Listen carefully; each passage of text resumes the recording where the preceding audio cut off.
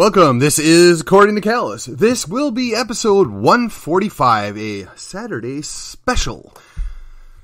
I had to miss out on Thursday due to some commitments, and Friday, well, we'll just call this a makeup episode for Friday. I had some other commitments that I made on Friday as well, and you know, that's one of the reasons why I was talking about in the near future. I'm going to probably have to look at restructuring when I'm putting out episodes and how often I can put out those episodes. I believe I'm going to probably have to drop down to twice a week. My intention is to keep going forward, but for a period of time, I'm just not going to have the bandwidth to do 4 to 5 episodes a week. And I mean, I feel like I'm letting everybody down with just 3, but I think when the explanation becomes clear, it will be a worthwhile trade-off. So, 2 things I want to primarily cover, if you will, on my Saturday special. We have the statewide proposition election, and I was derelict. I did not get out this earlier. Now, I'd listened to a couple of different explanations of various people, so I'm going to weigh in, and I'm not going to necessarily reflect on what the other folks said. I'm just going to give you gut reactions here. One, because the way that they put it forth, it has a lot to do with how they word it and what the thing they're trying to get is, and whether or not it increases liberty or it decreases liberty. And if it decreases liberty, is there a darn good reason why? And just because of compelling government interest is not necessarily the appropriate answer. But apparently SCOTUS likes that. So we're going to hop into the propositions. I'm referencing the voter guide that was handily provided in the Community Impact newspaper, which is Volume 7, Issue 7, which is October 18th through November 14th. So this arrived at my house a couple days back. The election started this week for early voting, the 18th, so it would have been Monday, and it'll go on through to the actual election, which is going to be November 2nd. So here we go.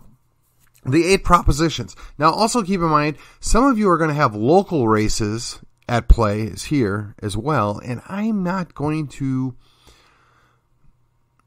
inject my thoughts into somebody's local election because, quite frankly, unless it's in McKinney, my knowledge of it is going to be limited, and I don't wish to muddy the water. Like, I know a little bit about the Allen propositions they have, but I think that you folks down in Allen are going to handle that quite well all on your own.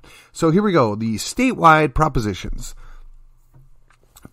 The irony I would like to point out on this is we don't have a method for we the people to put forth propositions to get this done. They have to come through the state house or Senate or both, and then they hand it off to us so that we approve it. So every time that we approve a bond, they can wash their hands of the responsibility of it. Every time we approve any kind of limitation on liberty, they get to wash their hands from it. I have mixed feelings about this, but I at least appreciate the idea that they're saying we need additional authorization to do this.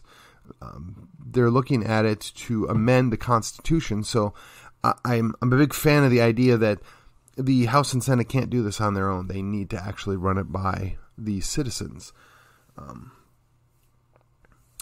I'm not sure that I guess it's Washington, Oregon, and California have the ability to do law by referendum. I'm not sure that that's the best option either. I do think that we ought to be able to have non-binding referendums so that we can force the hand of those that are representing us in the House and the Senate to take up issues that are important to us, since we in the Republican Party put forth 8 priorities and we really only get half of them. Just a thought there. Okay, so proposition number 1 has to do with rodeo raffles. Basically, they want to know if these raffles can be done outside of the laws regarding Texas's gambling restrictions. Okay, so I have a mixed feeling on this. Gut feeling, it's a raffle ticket. I don't really see a problem with that. Secondary gut feeling, more expansion of gambling generally doesn't lead to good results, but ultimately, people that are involved in this are typically adults. Adults ought to be able to choose what's best for them and their family. And to be logically consistent and uphold liberty, I have to say, yeah, if we're going to modify the Constitution to allow this, then we ought to be able to do that. So, here we go. Number 2, county infrastructure bonds for blighted areas. Now, I will just say, this is very, very sketchy here. All we have to do is declare an area blighted, and then we can go and do certain things. Or we can say that it's underserved. Well, who determines that? By what process? It's kind of unclear. And I guess it's supposed to help urban counties or counties that are transitioning from being suburban to urban with funding. Okay, so here we go.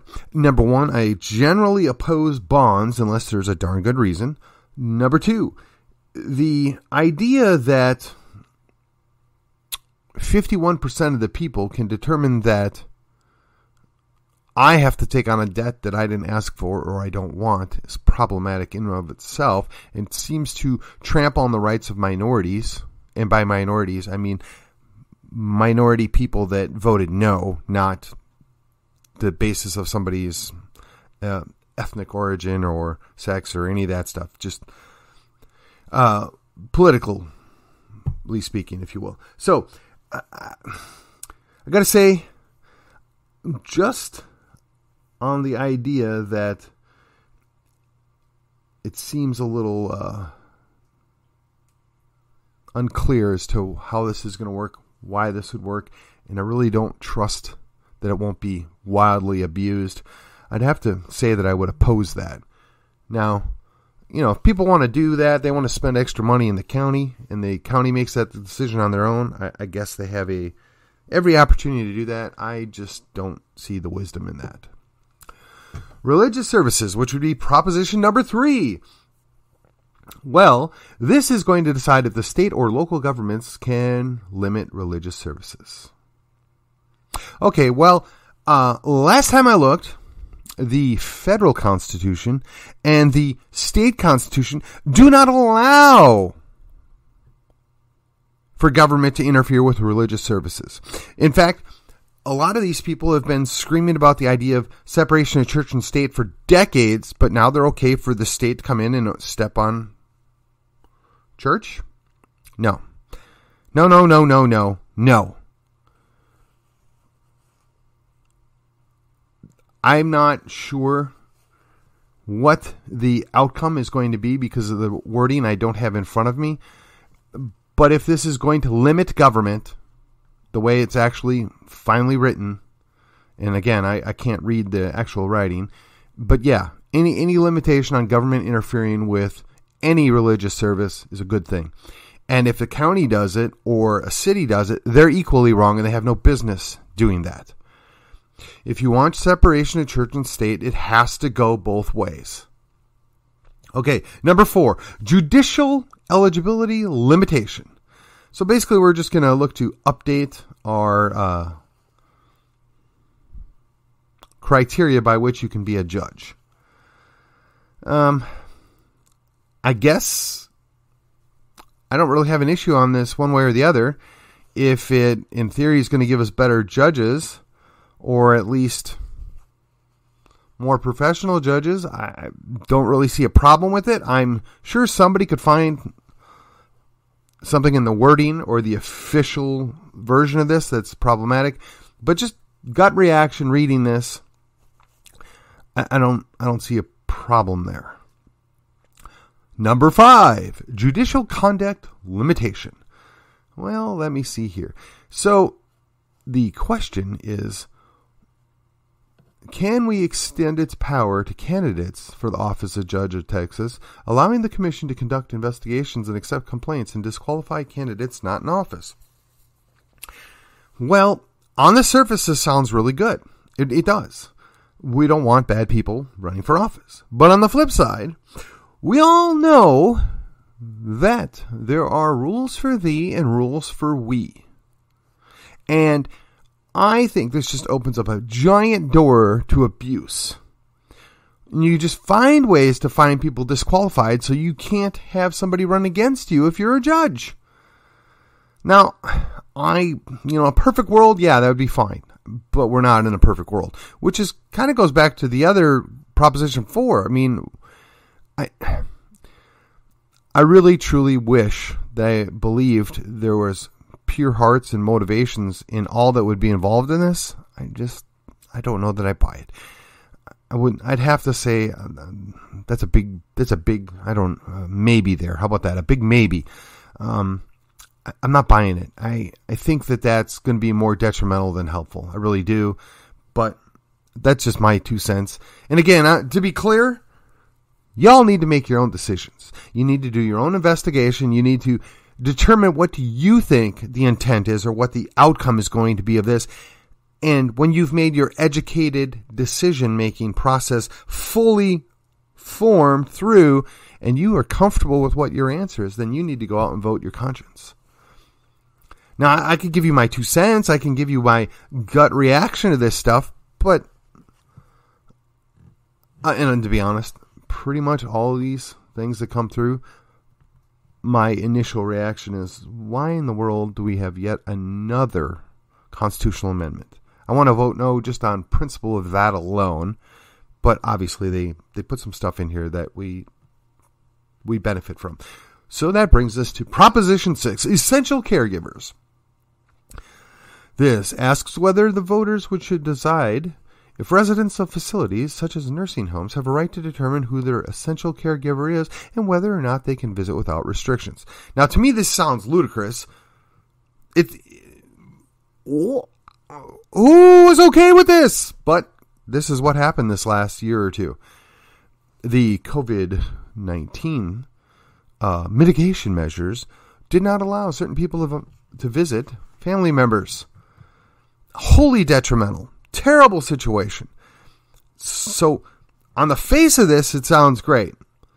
But again, who's going to accept liability if somebody goes in that's sick and gets other people sick?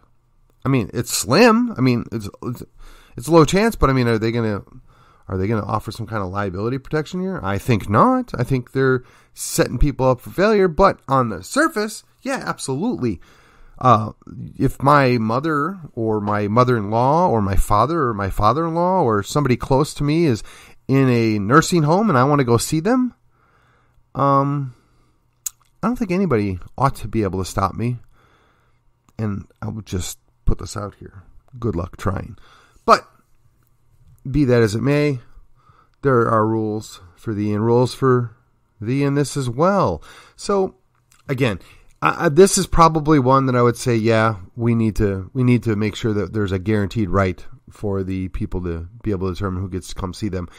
Homestead tax limitation Proposition 7, homestead tax limitation for surviving spouses of people with disabilities. And number 8 is exactly the same, only for spouses of armed services members. I got to tell you, this is the one tugging on your heartstrings, right? I mean, should you be able to limit how much these people are taxed? Yes, absolutely. But I don't think we should have a special carve-out for each little group that they are looking to show favored status to. Because the long-term effect is those that don't get these limitations end up paying more. So perhaps we should look about how we fund things. So my gut reaction is, yeah, these people probably deserve a tax break, but then so does everybody else. But I'm just not going to be the guy to say, well, no, you can't have it. Man, this tough. You got to decide. Are you more concerned about, disability spouses or armed service member spouses? Or are you more concerned about the general rule, the overarching concern? For me, personally, I'd say anybody that gets a tax break, I support. Knowing full well that long term, that's probably going to end up hurting me. But I just, philosophically, anybody that I can help pay less, I'm going to support. So, but you need to make your own decision. You need to determine what sits best with you. This is kind of one of those things where most people could go either way. If you can look past the heartstrings, and I really, really have a challenge. I mean, if you got a disabled person, particularly a disabled vet, and they have a spouse left and they really don't have anything left, I mean, to tax them out of their homes, I mean, that's just crazy. But it happens all the time. All the time. And it's probably never going to change, to be honest. But if we can slow it down, make it more difficult, yeah, for that and that alone, I would support it. And I realize that's maybe a tad inconsistent, but not really. Not really. Anybody that can pay less, I'm happy for them. So that being said, I've covered the 8 propositions. Let us talk briefly on a couple more things going on. So, the third special session is done and over with. At some point, we're going to do a breakdown of just how did our Texas state legislature do? How successful was it? And we're going to hear from a bunch of people how it was the most conservative session ever. Well, I don't know if I can subscribe to that definition. Did they do a lot of conservative things or constitutionally supportive things? Yes. Did they do a lot of fluff that was largely meaningless? Yes. Should we be disappointed and frustrated that with a near 2/3 majority in both the House and the Senate, we can't get more things done that are important to us? Yes. But to be fair, they did get a lot of things done that were important and pressing. To stay completely objective, we have to be willing to say, yeah, I am not happy, but I'm pleased. I'm not thrilled, but I'm happy.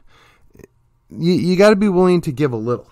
You're never going to get everything that you want. And believe me, I'm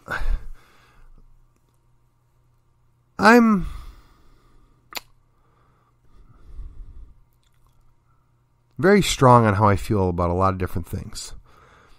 And there are things that I'm willing to give on, and there are things that I'm not. And honestly, the heartbeat bill was helpful, and we'll see what happens with it. The limited, I'm going to call it limited constitutional carry. To call it straight up constitutional carry is, well, not true. I would have preferred going to 18. I would have preferred no restrictions. In my mind, that would have been true constitutional carry. But what we got is significantly better than what we had. What passed through was a giant leap forward from where we were just a year ago. So to call that a failure, to be rude to our reps, would be serving no purpose. That being said, next term, somebody needs to bring up yet another constitutional carry law. And yes, we need to remove the other restrictions. The idea of having an LTC, which is a license to carry, to allow you to not have to go through constant background checks, I see that as a net positive. The idea that you have an LTC so that when you travel to another state and you can't be hassled by the neighboring states, I see that as positive. Now, one would hope and think that the Second Amendment to the U.S. Constitution would be adequate, but clearly it is not. And honestly, as states are sovereign in nature, they do kind of get to set what their laws are. They get to determine what they want in their states. So I'm hard-pressed to fault New Jersey for their anti-gun dictates. I mean, if that's what they want to do in that state and the people put up with it, okay. My answer is then don't go to that state. Just like the people in California don't want to come to our state because we have some laws that they don't like. Great. Stay in California. Better yet, go to New Jersey. That's the benefit. That is the benefit of having this federated system, to having the compact where we have multiple states that are sovereign that can do different things the way they see fit and what's best for them. Let me go check on my dog. So, in short, again, to stay consistent, the sovereign states get to dictate the rules within their state, so long as they don't run afoul of the restrictions that are put in the compact, which, honestly, other than SCOTUS getting involved in incorporating certain things, there really aren't a lot of restrictions on the state insofar as the laws or rules within the state. But unfortunately for us, most states, in fact, all the states that I'm aware of, kind of forget that. They don't stand up for themselves, and they weakly assert the 10th Amendment when it's convenient, and then do nothing to back it up. The irony also being that we have every right and duty to protect the Texas international border, and we have the feds telling us, no, you don't get to do that, but the feds aren't doing it. That's their job. That's what's delegated to them, but they don't show up to work, then that means somebody else has to do it. And for that person that's not even showing up to do it to then come in and say, well, you can't do it either. No, that's not the way this works. Now, you could say what you want about the folks that are coming here, and I still continue to believe that the majority of them are coming for a better life, and it's really hard to fault them for it. The majority of them are coming to escape some place that they would rather not be. And again, it's really hard to fault them for that. But the flip side is there's something entirely odd about the way things are playing out. I would almost say nefarious in nature, but I don't have any tinfoil to put on my head. So let's just say it's questionable. And it puts in my mind if some of these motives are beyond I want a better life, I want to take care of my family. Those are the people that I have tons of grace for. Those are the people that I sympathize with, that I would want to work with, that I want to help. But the other folks that are coming here, I don't know, and I don't know how you divide them up. I guess that's why you would have a Remain in Mexico waiting program, and then you can vet these people and determine who's who and what they want and how best can they, benefit us and we benefit them. But the reality is, until we deal with the welfare state, we're never going to fix this problem. We have a giant neon sign that says, come here and we'll give you free stuff. If you're from somewhere else in the world and you have the means, any means to get here, why wouldn't you come? We reward people for sitting at home right now still under the guise that, we're saving you from the pandemic. Now, whether you believe that's true or not, it's a reality. And when the idea of a 4% unemployment rate being the actual full employment number and potentially sitting at 7%, there are a lot of people that own businesses or run businesses. They need workers. And when we pay people to stay at home, why in the world would they go get a job? And that's going to cause a wage inflation. And I don't know if you've been paying any attention, but a lot of these places are paying a lot of money to do a low-end job. And I don't mean that with any disrespect, because everybody needs to start somewhere. You're not supposed to stay flipping burgers for your whole life. But to get paid $13, $14, $15 an hour, how much is that hamburger going to cost? I mean, I already pay $10 pretty much anytime I go through a fast food restaurant to buy a meal. But if it's $12 or $13, at what point does that just not seem worth it anymore? I don't know what the answer is, but I can tell you it won't be long before that becomes the case. When you price yourself out of the market because you have to pay so much to get labor. And then there's the whole idea of the robots, right? And people kind of roll their eyes and joke, but it's real. Mechanization is going to make this a challenge. I mean, even Andrew Yang was warning about this years ago. And there's others too. I don't fear it because there's always something that we can find that we can do that a robot or a machine can't do or can't do well. But the reality is that's where we're at right now. Well, I really don't have much to add. I want to just say thanks for listening. Episode 145 is now done. It's a Saturday special to make up for missing Friday. And I guess next week my intention is to get in all 5 episodes so I can hit 150 before I do the change of format. And say a prayer, wish me luck, whatever your choice is. And I will see you on the other side.